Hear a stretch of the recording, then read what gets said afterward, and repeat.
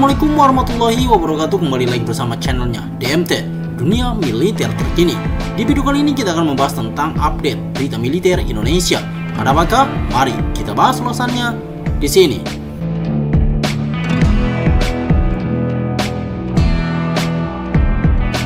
Diperkuat kegagalan pembelian Mirage 2555, peluang Indonesia dapatkan jet tempur Su-57 Rusia makin terbuka lebar. Strategi penguatan militer ala Prabowo memang jitu. Banyak kejutan besar yang dilakukan untuk penguatan militernya. Dari santernya pemberitaan untuk jet tempur interim Mirage 2555 sampai pengadaan jet tempur Rafale, kontrak aktif F-15EX, dan pengadaan kapal selam Epolpet Scorpion Prancis, sampai dengan pertahanan udara Kan yang sebentar lagi deal bersama Turkiye. Jika semuanya itu terwujud, maka jangan tanya akan seperti apa kekuatan militer Indonesia. Belum lagi skenario proyek jet tempur KF-21 Bromai yang sedang diatur kebijakannya oleh strategi kepemimpinan Prabowo nanti. Tapi semua belum lengkap. Indonesia tak memiliki jet tempur generasi kelima karena penolakan terang-terangan Amerika Serikat untuk akuisisi F-35 Lightning II. Tapi jangan khawatir, sebuah skema besar disiapkan Prabowo. Mirage 2555 gagal, tapi gerbang Su-57 terbuka. Yang jadi pertanyaan, apakah Amerika Serikat dan keluarganya NATO akan menjegal? Jawabannya tentu saja iya. Tapi di sini kita bisa menekan balik mereka agar memberikan jet tempur F-35 bukan F-15 Eagle II. Karena kebutuhan untuk jet tempur generasi keempat Indonesia sudah cukup dengan hadirnya 42 Rafale. Bahkan jumlah Rafale bisa ditingkatkan menjadi 100 unit untuk mencapai kesepakatan transfer of teknologi. Belum lagi ada proyek KF-21 yang mulai jalan walau masih tersendat, tapi intinya untuk kebutuhan jet tempur generasi keempat sudah cukup. Tinggal jet tempur generasi kelima yang mau tidak mau harus disetujui Amerika Serikat kalau tidak ingin Indonesia membuka gerbang kesepakatan bersama Rusia untuk jet tempur Su-57. Seperti diungkapkan oleh beberapa situs berita asing, Indonesia memang sempat memiliki kontrak dengan Rusia. Hal ini sejak Indonesia mencapai kesepakatan pembelian Su-35 dengan Rusia pada tahun 2018, namun kemudian dibatalkan pada tahun 2020. Menurut laporan Bulgaria Military pada 5 April 2024, perjanjian Rusia-Indonesia secara teknis masih sah. Laporan tersebut mengindikasikan bahwa Indonesia tampaknya berada di ambang akuisisi jet tempur Su-35 Rusia. Kesepakatan bersama dicapai dengan Moskow untuk mengamankan 11 pesawat untuk Jakarta dengan total biaya 1,15 miliar dolar Amerika Serikat.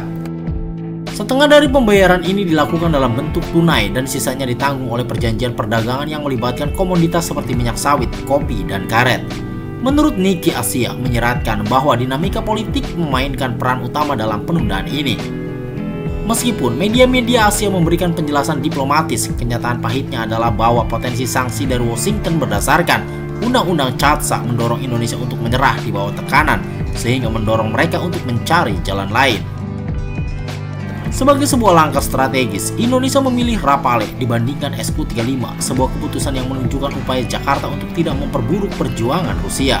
Menurut Bulgaria Military, sanksi CAATSA yang diratifikasi oleh Presiden Donald Trump pada tahun 2017 telah menjadi hambatan bagi berbagai negara yang ingin membeli Su-35 atau Su-57, seperti yang dilaporkan oleh berbagai sumber di Asia. Indonesia adalah salah satu negara yang bergulat dengan teka-teki ini. Meskipun sanksi CAATSA menghalangi niat pemerintah Indonesia untuk membeli jet tempur Su-35 atau mungkin Su-57, masih ada alternatif lain yang bisa diambil.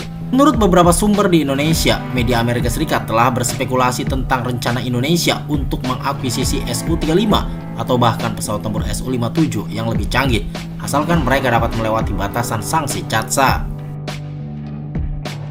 Diperkuat dengan beberapa statement yang dikeluarkan oleh Kementerian Pertahanan Indonesia. Menhan menekankan pentingnya penguatan armada siap tempur TNI Angkatan Udara.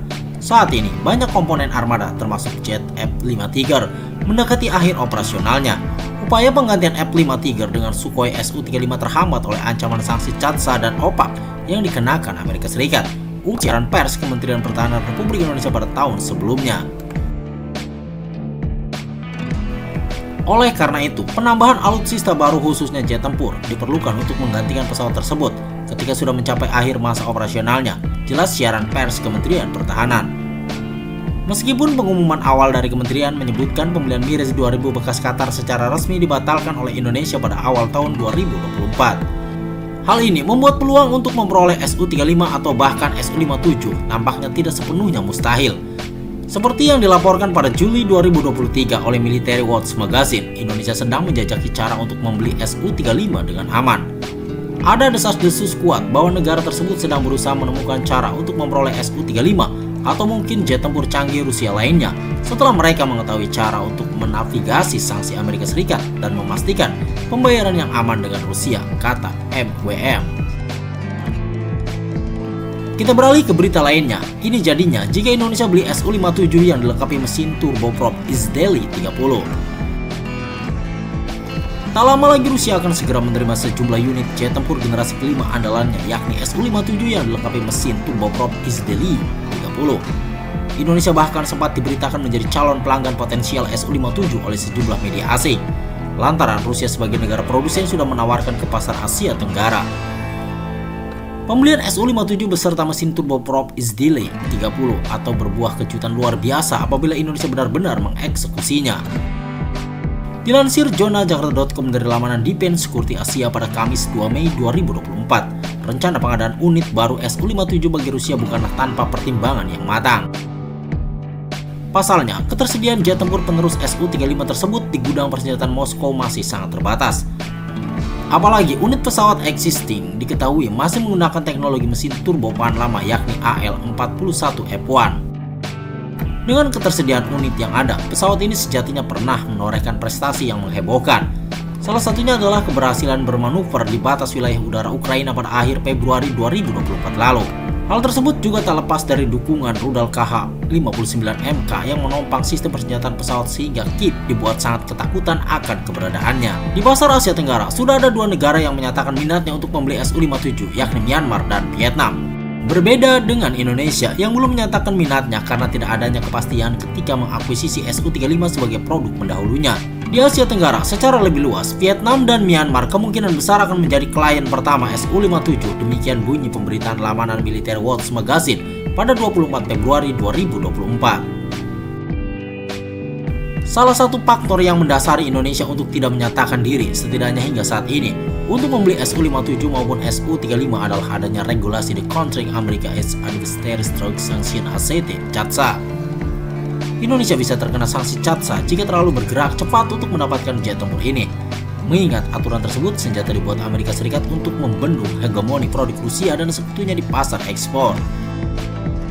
Bahkan jika pembeliannya disertai mesin turboprop Izdeli 30 sebagai penopang, negeri ini bisa bernasib sama dengan Turki selama beberapa tahun terakhir hingga penghujung Januari 2024 lalu.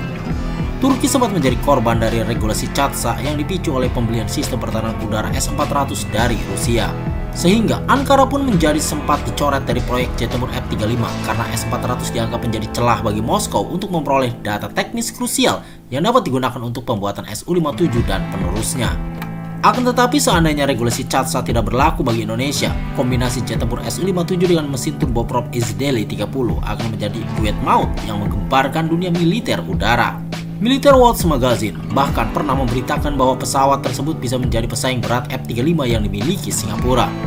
Negara tetangga terdekat Singapura, Malaysia, dan Indonesia sebelumnya diperkirakan akan mempertimbangkan untuk membeli pesawat tempur generasi kelima mereka, yaitu Su-57 Rusia. F-35 secara efektif tidak tertandingi dan hampir tidak tertandingi ketika beroperasi di wilayah tersebut, ujarnya. Jika dikaitkan dengan isu geopolitik yang menjadi konkret bersama negara-negara ASEAN, kolaborasi Su-57 jika dibeli Indonesia dan F-35 milik Singapura bisa menjadi ancaman yang nyata bagi kepentingan musuh-musuhnya. Belum lagi jika pesawat buatan Sukhoi itu hadir dalam versi maritim sebagai produk sejenis dari Lockheed Martin.